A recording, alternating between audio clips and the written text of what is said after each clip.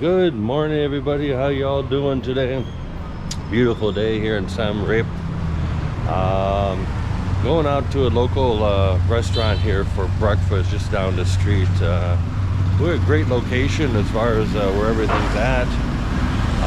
We're heading off to the large reservoir here, going to the beach, because evidently, according to the tour guide, there is a beachfront on this reservoir. It's called Tonle Sap.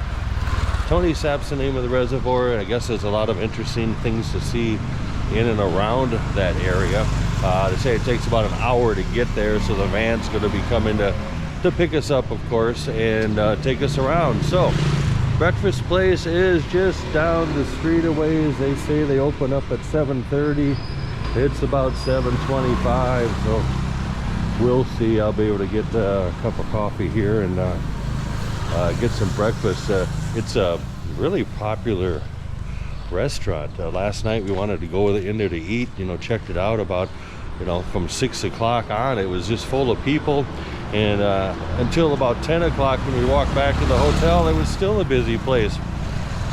Food seems to be reasonably priced, and I think the popularity of it is they have inexpensive beer and drinks and cocktails. They had gin and tonics for $1, and they had beers for 50 cents and whatnot. So we're gonna go on in and get our breakfast, and then it's off on another adventure today. Anyway, see you in a bit. Okay, so the breakfast showed up. Got a coffee, just ordered a second one. Loving the coffee here in Cambodia. Basically fried eggs, a little bit of bacon on there, and they give you this lovely baguette French bread. And we're gonna dig it and enjoy. Good morning. Where'd you go? Good morning. Good morning. You got a friendly little cat. Yeah, I did have nothing more than $5. Even steaks in that $5. Oh, you trying to bite my hand, huh? You think you can get my hand? You can get my hand, huh? Yeah, exactly. There's always one. Playful little cat. We took a quick stop for the minivan and buying tickets. We're going to take a boat ride, but quaint little city. I mean, pretty cool.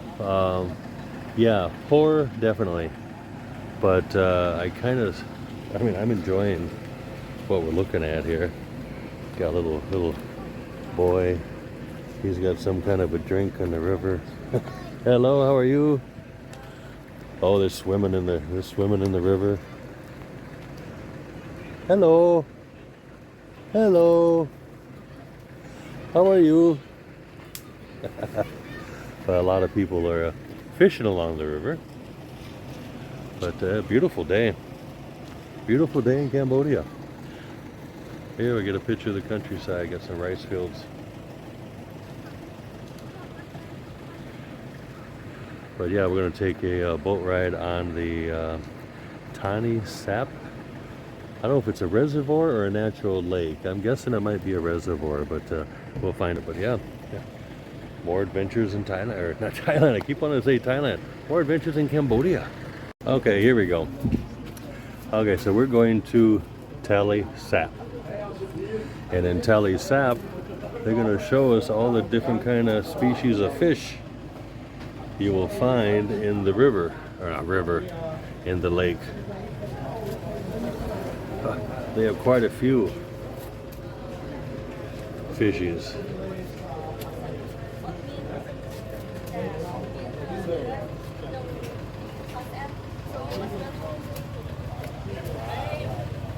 There we go. Got the names next to them. If you want to freeze frame the video, you'll be able to Google and look up all these different species of fish. But amazing how many fish they have in there. Oh, now we're gonna doing a explaining the reservoir. Reverse view, the lake could be 3 times like a small sea. Small sea? Yeah. But this one here, the freshwater lake. Because the Phnom Penh, we have 4 water basins. Upper Mekong, Lower Mekong, Tonle Sap. They confluent here because from May, June, July, rain and monsoon strong, and Cambodia and Laos border here, water strong flowing up here, and river the lake. The lakeside will be bigger, 3 times. Dry So we can, season. yeah, in high. Okay, our boat tour is starting. But One boat for everybody. one boat for everyone. Off we go. We're gonna go out in a boat. Robert on the Crocodile. Out in a boat.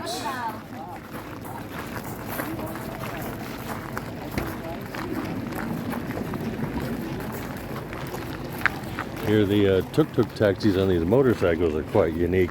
They basically hook up a trailer to the back of the Boxer. It looks like a 150cc bike, but drags that along.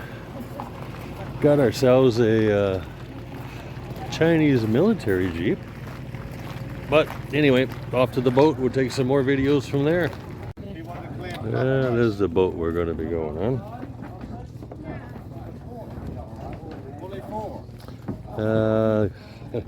Top seating is going to be grabbed right away. So we'll go down below. Okay, fun little fact I'm going to show you on the boat here. We've got the captain. He's got himself a steering column out of a Nissan, huh? Nissan. But I was noticing these ropes. These ropes run all the way back to the boat on both sides. That's the steering of the boat. Of course, we got the engine back here. But you'll see these ropes moving back and forth as he's steering the boat out the back. And there we've got the propeller and the propulsion hooked up to the ropes that are under the front. Cambodia engineering at its finest. Oh, we're racing. We're racing. There's ropes running from the front of the boat to the back to the steering wheel. Yeah. But they were pretty cool up on top here. This is where the VIP people are sitting. Us low class, we didn't get seats on the top like these guys did. Yeah, see, this is what the rich and the famous look like. The rest of us, we're down there, and the commoners are down below with the diesel fumes and the loud engine. But yeah, we're gonna go to a what is it, a floating village? Yeah, so we're on our way to a floating village. Here, got a little fishing village.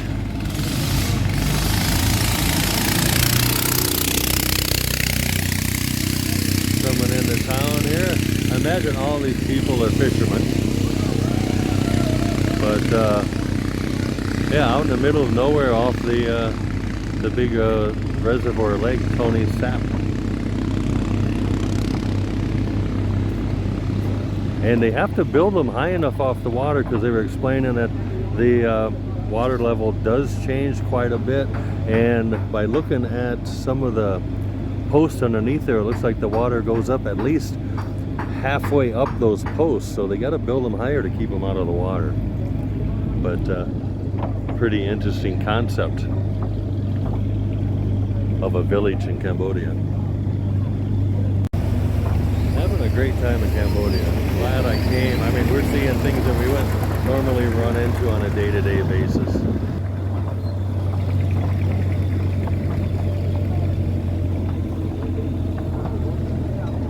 Yeah, you can tell there's a lot of fishing, of course, obvious fishing nets and everything going on. They've got shops here along the way. We went past the local health clinic, so they do have some health care out there. They've got fish traps, the metal traps. But yeah, pretty cool. Things you don't see every day. Hey, you never know. what you're gonna run into when you're in Cambodia.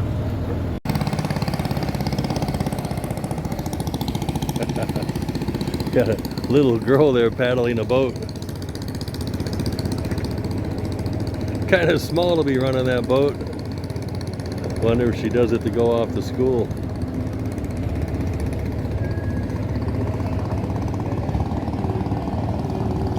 And they have motorboat taxis going through here. I'm guessing, yeah, more tourists.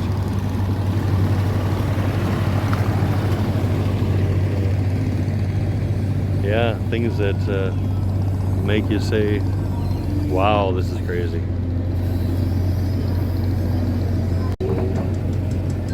Oh, we got some music going, waving up there. Of course, they're going, just more damn tourists coming through town. Old lady on the boat paddling around.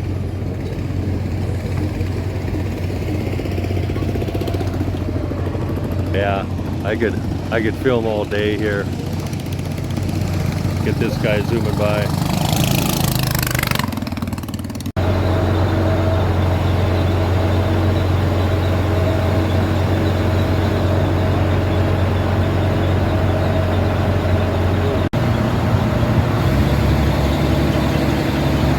That house is pretty much underwater. Oh, we've got ladies selling. Down here, maybe around 10 more, about 25 kilometers down. That's Tonle Sap. They say in the beginning because we have the Mekong River running across. That's how the Cambodia That's the local grocery store. and rivers here. You don't see pull tabs very often. We move back. Go back to the Phnom Penh, Cambodian capital. They meet the Phnom Penh and reverse beer. the low Mekong here. From now. The river here through Cambodian border here to jump up from Cambodian border, Vietnam border through southern Vietnam and South China. This is a huge, huge reservoir. This is part Of course, we just came from that coastline over there, but you do not see the other side at over all. 5,000 kilometers of the upstream and low stream and rivers. The tourists sometimes on the canal or boat here to Mekong, between the Tonle Sap and the Mekong.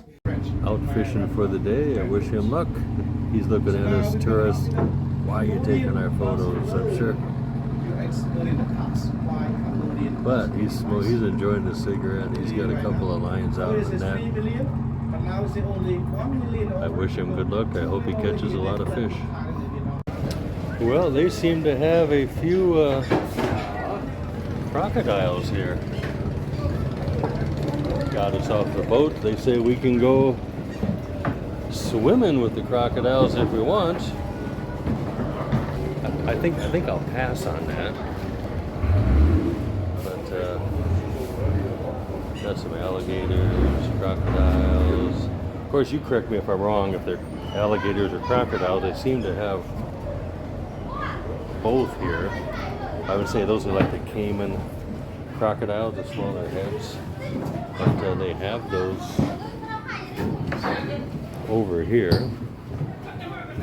Yeah, there we go. Yeah, those are two different heads. The smaller heads, the bigger heads. Hello, how are you? Oh, cutting edge. Chopping up the ice block. Whack, whack, whack. Bang, bang, bang, bang, bang, bang. Bang, bang, bang, bang. Oh, is she happy? She happy. I wonder how many chops it's going to take to get that to split in half. I'm guessing not too many. Yeah, look at that. Yeah, she likes. She's having fun. There we go. It's cracking in the middle. Come on. Bang, bang, bang, bang. There we go. Yay. But up in here, of course, this is just a little restaurant. We're stopping for a quick drink.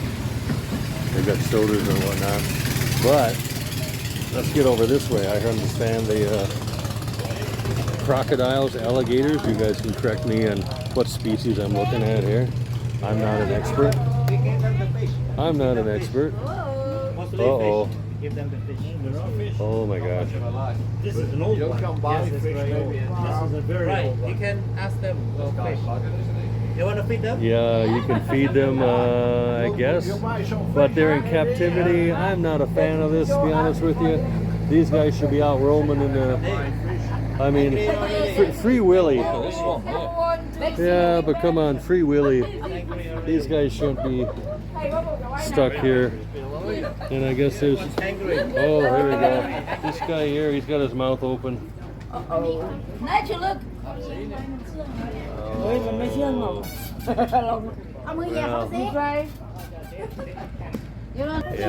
I don't know what to think about that. Sure, I don't fall in love with crocodiles and whatnot, but they've got them here in a cage, and that's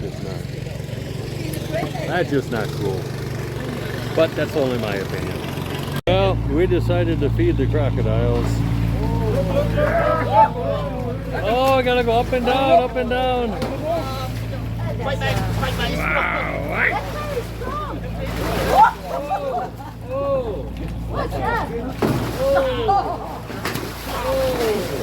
Oh, they all want. No, you had to go up and down, up and down. Feeding the crocodiles. Feeding the big one. Wow. You still can jump, my friend. Oh, oh, he He's an chopped old one, but it. he's fast. He's fast. He is fast. Super fast. Haul him up! Haul him up! Okay, Mr. Roberts. Crocodile man.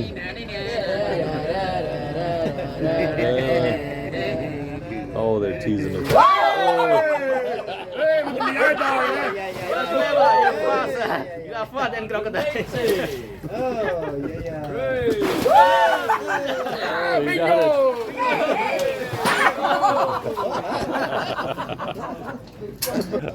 I guess all good fun. They get something to eat.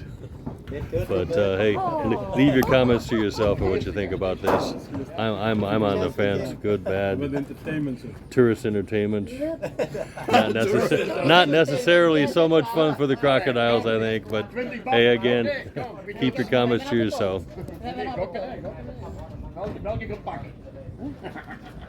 Export the crocodile to China. Baby China crocodiles. want to buy.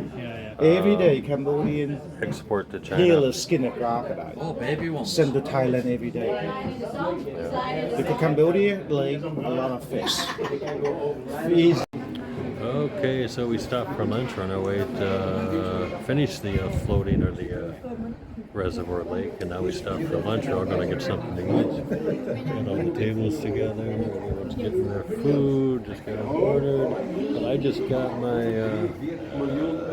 Coca-Cola. They delivered it to me with straw. Never seen it come that way before, but that's kind of interesting. Okay, got my fried pork with black mushrooms. Looks pretty good. Gonna dig in. We're paying our bill, and this is kind of a novelty what goes. The guy comes to the table, and he has a big old wad of Cambodian beer. Cambodia. He got everything there to do the check bin, but he's got everything in his head. He calculates everything. He makes the change perfect, but comes with a thick full of money to do the check bin or pay the bills. Gotta love Cambodia. Here, I'm going to check out the minefield here. So saying you hear a lot about the Cambodia minefields, and according to our guide, he said there's minefields everywhere. But this one here, a minefield cleared by the CMAC, supported by Germany. In and around the temple of Boeing Malay, what's cleared. Oh geez, it looks like over 1 million. It can't be right. 1.555.932 m squared were found. Okay, 438 anti-personnel mines, 809 UXOs.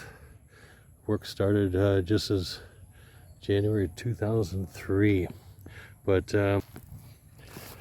yeah, our guide, he was telling us a lot of stories, you know, about the mines, and he said that there's no just one area that were mined. He said all over Thailand, but he said around the temples they would especially put them, you know, just because they knew the people would be going to the temples and whatnot. So anyway, quite the evil plan by the government back in those days. Anyway, we're off to another temple, and I'll show you once we get inside. This temple has a lot of serpents. This temple obviously hasn't received the attention or the restoration of the old temples.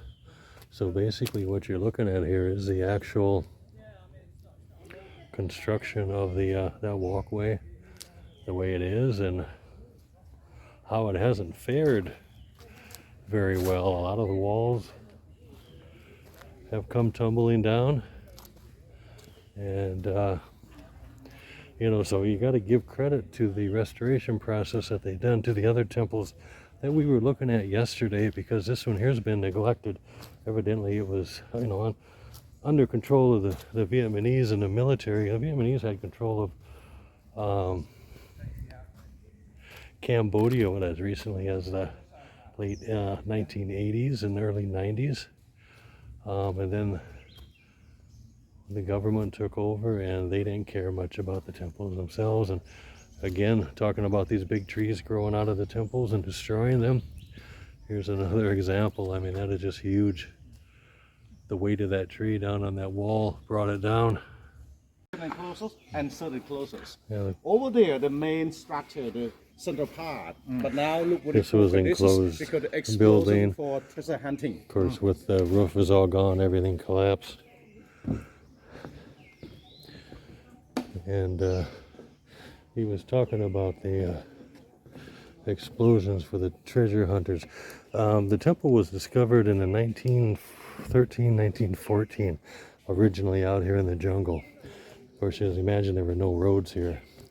But treasure hunters came in and they basically destroyed it before any type of government control or sanctions or, you know, laws against it were ever put in place. So that's why you see it just totally demolished in a lot of places. Yeah, this would have been another enclosure. But could you imagine what was all the blocks come tumbling down? And the restoration of that would be an extremely big job. I mean, yeah, there's tons and tons and tons of rock that needs to be put back into place. Oh, the treasure hunters, they would find the statues of the Buddhas and religious artifacts. They believed that the treasures were underneath those statues. So they would tear them out, blow them up, thinking they're going to find gold and riches underneath the tombs to where the kings were buried, or the important religious people were buried. So yeah, so they basically just came in and vandalized everything. Going down the dark corridor in the temple. And out the other side. Kind of feel like Indiana Jones. Russians. So you said just on the way from here, there was a line where they would do the conflicts and fighting. Yeah. Maybe before break to about 10 kilometers outside our complex here, a lot of confrontations. Yeah, and repeat what you told us about. Yeah, sure. I see the commander of army, they cut the Khmer head, put on the sticks. Yeah. And so people do not go to the jungle because sometimes internal problem, family disputes. People flee to the jungle, join the Khmerus. Here we are the same Khmer aborigine, but different uniform. And this was how many years ago? just in 1980. 1980s, that was 25 going years on ago, 25 30 years ago. This is a war of Vietnam two controlled different communists on this side, China ideologies. communists on the Vietnam other. support here. Vietnam and Russia conquer with China and US. The Khmer here is supported by China and the United States. So Cambodia can be the Yeah. bordery between He's full two of communists, stories. He could between, tell us probably stories all night. Stalin and another democrats. Obviously, these trees. Engineering. We were just up on this walkway, standing there talking. That requires a fair bit of But Oh, for sure. solid stone. And put these things up and then putting these I plinths. suppose they probably used elephants a lot as well. yeah, but still standing after all these years. It's incredible.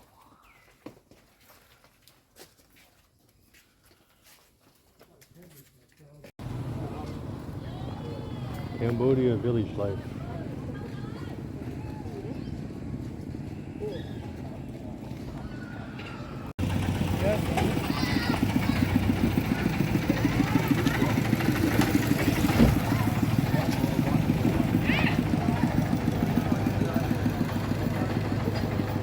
Okay, we are back at Angkor Wat Temple. We're walking up the hill or the mountain to go see the sun. Said it's about a 10 or 15 minute walk. I'm sure I'm going to be breathing heavy and out of breath by the time I get to the top. But anyway, see you at the top. Oh, my Buddha made it to the top. Up here on the temple. And as you can tell, I'm out of breath. But it is quite beautiful up. Turn the camera on. And of course, there's a lot of tourists. Everybody wants to see the Angkor Wat's over that way, yeah. Okay.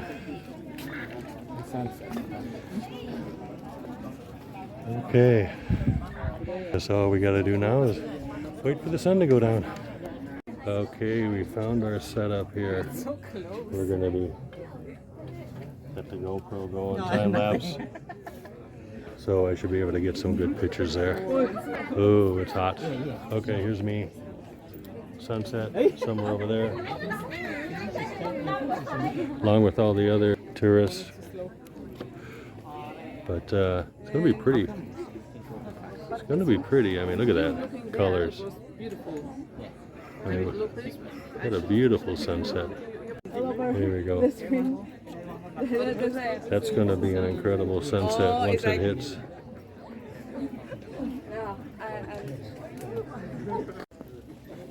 Very nice. Finally. Sunset Angkor Wat, Cambodia. You have to pay $1 for each photo. Oh, you're gonna pay to me? It's cheap. Unreal. Yeah, it's more like it. You want? The color is beautiful. Then you can have caption and you just press on the camera. Oh, I'm sorry.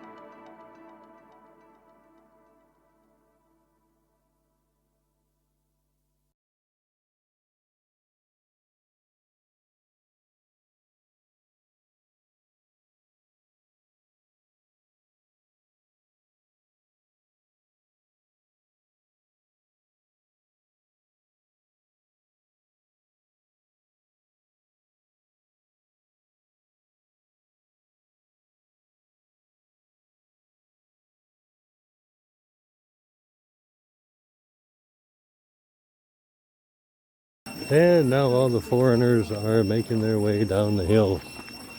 Kind of like sheep. Bah. Bah. Of course, I think the point here is to get down before it gets dark, because there certainly aren't any lights up here. So, hey, we'll see you guys down at the bottom.